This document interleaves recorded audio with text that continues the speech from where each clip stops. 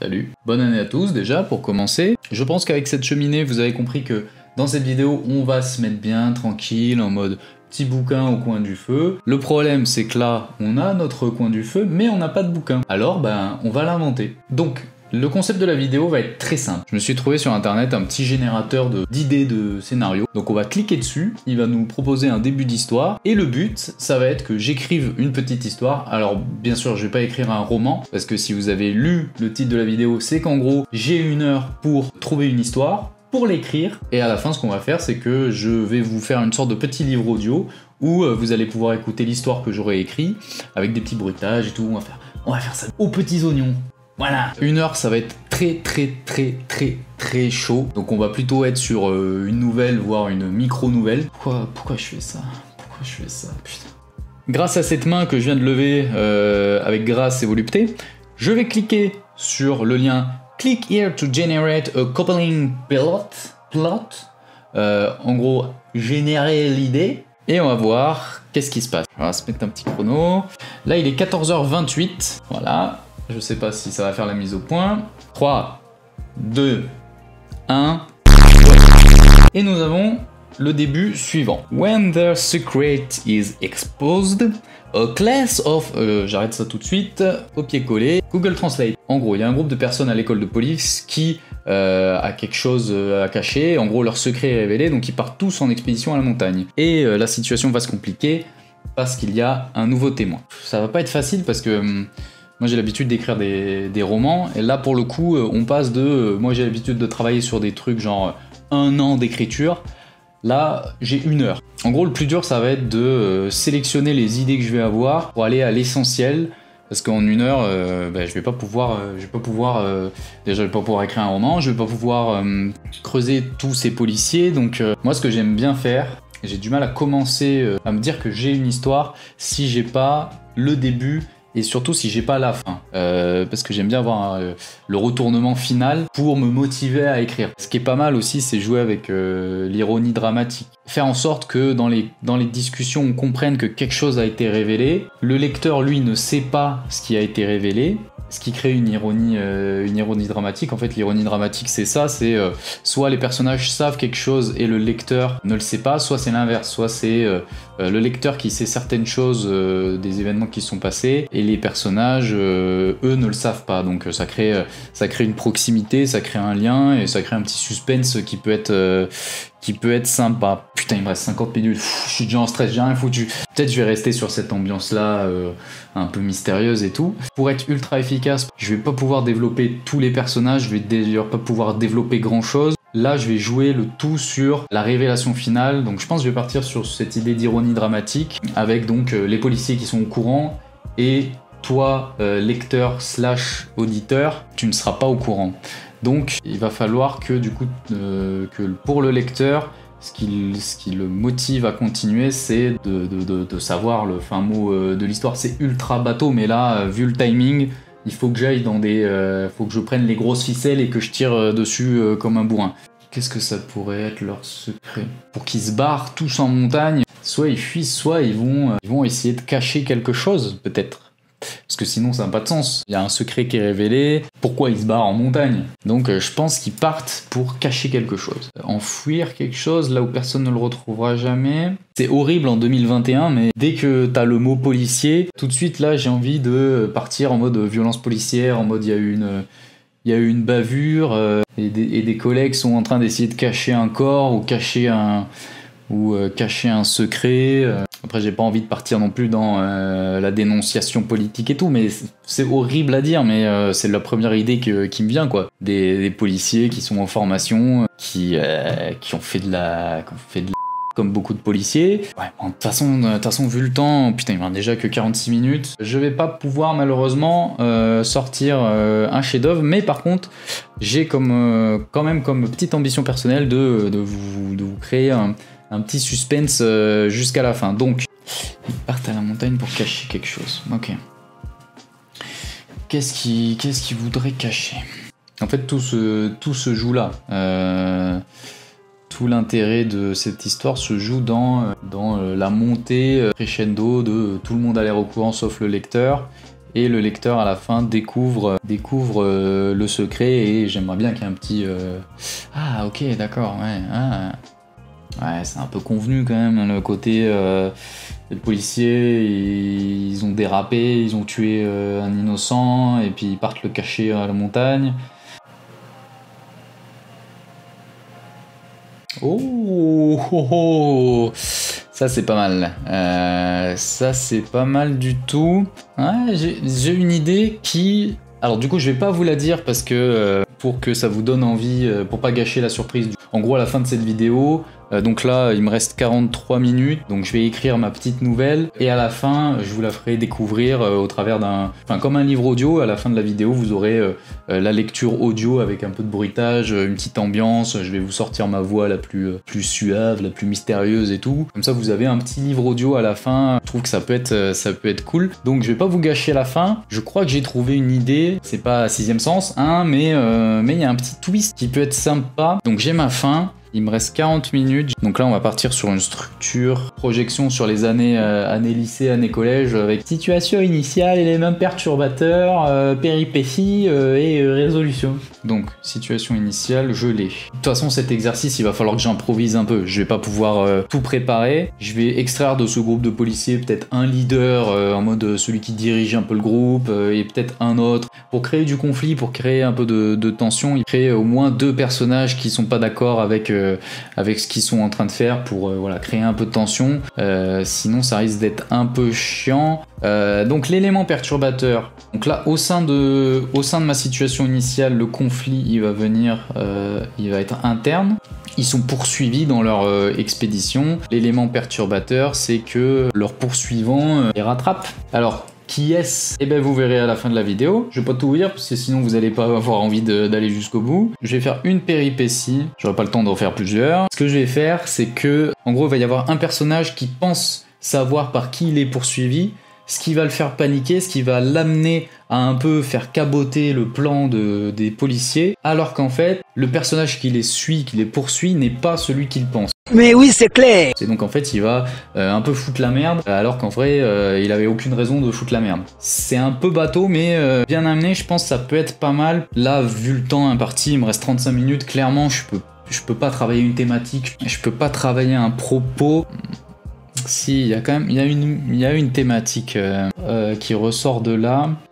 Faut que je fasse attention avec ce que je raconte quand même là. Ce que je vais raconter là, c'est que il y en a qui sont pas d'accord avec ce que font leurs collègues, il y en a qui restent passifs, et il y en a qui peut-être sont actifs et font des choses pour empêcher leurs collègues de faire des horreurs, mais que si cette réponse-là est une violence tout aussi exacerbée, ça c'est pas constructif et ça peut que ramener davantage encore de violence dans une sorte de cercle infernal sans fin. C'est ce que c'est ce que je pense que je vais raconter dans les 31 minutes qu'il me reste. Si en plus je peux réussir à raconter quelque chose, un petit truc, franchement j'aurais réussi mon coup. Donc bien sûr, en 1 heure, aborder les violences policières, on est d'accord que c'est pas possible. 29 minutes, très bien. Ce qu'on va faire, c'est que je vais passer à l'écriture.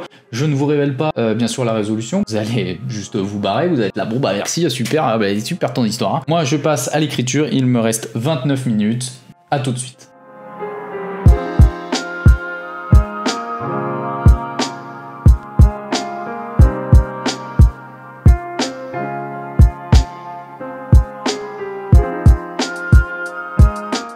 Ok, j'ai terminé. Bon, j'ai un peu dépassé. J'ai plus fait 1h10. Je vais relire un petit peu ça, je vais corriger les fautes, je vais mettre tout en forme et nous on se retrouve tout de suite après avec le petit livre audio. J'espère que l'histoire va vous plaire. Si c'est le cas, n'hésitez pas à partager autour de vous cette vidéo.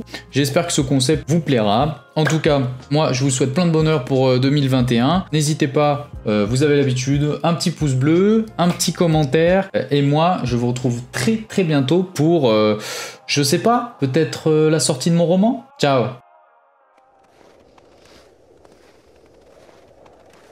La neige glissait entre les interstices de leurs blousons. 5 hommes, robustes, les visages concentrés sur leur mission, transportaient chacun leur tour une masse longiligne sur leurs épaules. Devant eux, le blanc des montagnes pyrénéennes. Le vent fouettait leur dos fatigué. Le leader gronda aux autres d'augmenter leur allure. Ils se savaient tous poursuivis par une ombre sans nom depuis que leur secret avait explosé au visage du monde. Même ici, au milieu de ces chaînes rocailleuses et blanches, ils n'étaient pas seuls. Ils ne le seraient plus jamais. De leur ancienne vie de flics, ils n'avaient gardé que leur arme accrochée à la ceinture. Les 5 se savaient investis d'une mission qu'ils s'étaient eux-mêmes ordonnés d'achever. Elle comportait des risques, pour chacun. Ils en étaient pleinement conscients et en assumeraient toutes les conséquences. Après plusieurs heures de marche, le leader accorda une pause rapide, le temps de reposer leurs épaules engourdies et leurs pieds gelés. « J'en ai ma claque », lança Léon, le plus jeune des policiers. « Et si on le larguait là, qu'est-ce que ça changerait au final ?» Leur chef, Jean, termina de boire dans sa gourde, puis enchaîna. « On n'est pas encore assez haut, il risque de retrouver le paquet. »« Et alors, personne ne fera le rapprochement ?» Jean s'avança vers son ami, la moustache hirsute et menaçante. « Le rapprochement, ils l'ont déjà fait. C'est bien pour ça qu'on est ici. Tu as déjà oublié ? Non, et je n'ai pas aussi oublié à cause de qui on nous a grillés. » Le leader bomba le torse. Les deux se jetaient des regards, tels 2 cerfs prêts au combat. « Arrêtez tous les deux. On a fait un choix, ensemble, alors on doit l'assumer, ensemble, » reprit Thierry pour calmer ses 2 amis. Léon toisa un dernier instant son supérieur, puis se rassit. Jean resta un instant à l'observer, avant de détourner le regard vers la masse qu'il transportait. Elle mesurait presque 2 mètres de long. Sa forme et sa taille ne laissaient guère de place au doute quant à son contenu. Soudain, un bruit dans le brouillard blanc fit sursauter les 5 hommes. Jean leur fit signe d'attraper le sac mortuaire et de partir au plus vite. Il les avait ratés.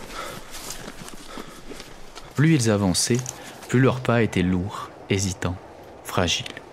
Leurs muscles douloureux semblaient pouvoir se casser comme la glace qui les entourait et peser de plus en plus lourd sur leur morale.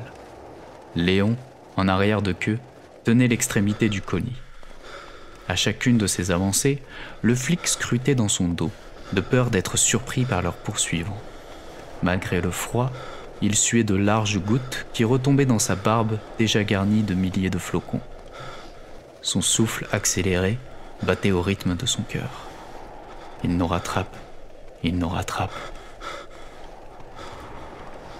Derrière lui, la neige crissait. Pourtant, il était le dernier de la file. Était-ce son imagination ? Quelque chose se rapprochait de plus en plus vite. Était-ce un homme ? Ou bien une créature monstrueuse à la gueule béante et aux crocs acérés ? Il devait garder son calme. Au pire, leur poursuivant était une équipe de recherche venue les arrêter. Finir en prison était hors de question pour lui. À cet instant, il se mit à regretter tout ce que le groupe avait construit. Leur réunion secrète, leur plan d'attaque, et puis leur... Ce n'est pas mon idée. Ce n'est pas ma faute, se dit Léon. Je n'ai pas à payer pour les autres. Je n'étais même pas totalement d'accord. Puisant dans ses dernières forces, le flic laissa tomber le sac mortuaire, ce qui eut pour effet de faire échouer en arrière Thierry, qui l'aidait à le porter. Léon tourna les talons et se mit à fuir en direction opposée aux autres, bien décidé à rentrer chez lui. Jean, encore vif, essaya de le poursuivre, mais la tempête et le brouillard l'en dissuada rapidement. « Léon, Léon, reviens, on doit rester ensemble !» cria-t-il en vain. « Arrête de hurler, ou tu vas tous nous faire tuer !» murmura Thierry en saisissant le bras de son chef. Après quelques tentatives de recherche, le groupe se remit en marche. Jean reprit le rôle de porteur à l'arrière. Dans sa tête, il espérait ne pas retrouver le corps figé dans la glace de son ami qui les avait abandonnés à leur sort. Quelques heures après, les 4 flics arrivèrent à hauteur suffisante. Jean et Thierry déposèrent le sac dans un trou. À l'intérieur de la fosse se trouvaient 3 autres paquets dans de piteux états. La météo et les bêtes sauvages avaient arraché certaines parties du plastique noir. Les 4 hommes se mirent en cercle autour d'eux. Soudain, la neige crissa à quelques mètres. Jean se retourna, la main plaquée contre son arme. « Léon ?» demanda-t-il. Une silhouette s'extirpa du rideau blanc. Un visage féminin et des cheveux sombres apparurent devant eux. Jean sortit son revolver. « Qui êtes-vous » Pas de réponse. La femme continuait d'avancer vers eux. Thierry, Luc, Marc et Jean restèrent figés devant cette apparition presque divine. D'où venait cette étrangère? Était-ce elle qui les avait suivis jusqu'à présent? Ne bougez plus, madame. Elle ne prêta aucune attention à leurs menaces et rejoignit le trou dans lequel ils avaient déposé le sac mortuaire. D'une main tremblante, elle tira la fermeture, ouvrant le sachet sur le visage du cadavre d'un homme. « Arrêtez !» ordonna Jean. La femme referma le sac, puis se retourna. Jean croisa son regard nimbé de larmes. Il ne savait plus quoi faire ni penser. L'étrangère se redressa d'un bond et se jeta dans ses bras pour l'enlacer. Elle pleurait et ses sanglots résonnaient dans le vent. « Merci, merci. » Sa voix tremblait. Ses mains agrippaient le dos de Jean avec fermeté. Il n'avait pas vu Thierry lui faire de grands gestes en désignant la jeune femme. « C'est la mère, c'est la mère !» répétait-il. La mère? Jean crut d'abord son ami devenu fou. Puis quand la femme relâcha son étreinte et le fixa de ses grands yeux bleus, il comprit et tout lui revint en mémoire. Tout avait commencé à la cafétéria. Un collègue, Mathieu, s'était vanté d'avoir tabassé un sale nègre. Jean s'était retenu. Puis quand il fut invité sur des groupes privés WhatsApp pour organiser des chasses aux bougnoules, puis quand il avait assisté sans rien faire à une intervention musclée qui avait ôté accidentellement la vie à un gamin de 16 ans. La liste était longue et son idée avait mis trop de temps à germer. Il ne pouvait rester sans rien faire face aux agissements de ses collègues. Tout était allé si vite. Jean avait d'abord parlé de son idée à son ami Thierry. D'abord outré, voire choqué, il s'était finalement laissé entraîner. D'autres vinrent après lui. D'abord, le groupe s'était contenté de corriger des collègues, de leur rendre la monnaie de leurs pièces. Puis les coups de pression avaient laissé place aux coups de poing. La violence en crescendo. Leur première victime, il s'appelait Philippe, un gendarme qui s'amusait à abuser des femmes en cellule. Il n'avait pas hésité. La justice punit, mais qui punit la justice? Ils n'avaient pas le choix. Si ce n'était pas eux, personne ne se bougerait. Tous les autres flics faisaient semblant de ne rien voir, ou pire, participaient. Le dernier, il s'était foiré. Quelqu'un les avait vus faire, par la faute de Jean. Alors ils avaient fui, tous les 5. Dans ce sac qui se trouvait à ses pieds, gisait Roland, un lieutenant expérimenté, qui avait accidentellement tiré sur un gamin de 11 ans lors d'un banal contrôle de police. En privé, Roland s'était ensuite vanté d'avoir débarrassé le monde d'une vermine supplémentaire. L'affaire fut classée sans suite. Jean le savait. En redescendant de cette montagne, tous les 4 seraient arrêtés puis condamnés pour meurtre. Leur soif de justice avait pris fin. À travers les yeux de cette mère qui les avait suivis jusqu'ici pour leur montrer sa gratitude, tous les 4 comprirent que le problème ne venait peut-être pas d'eux.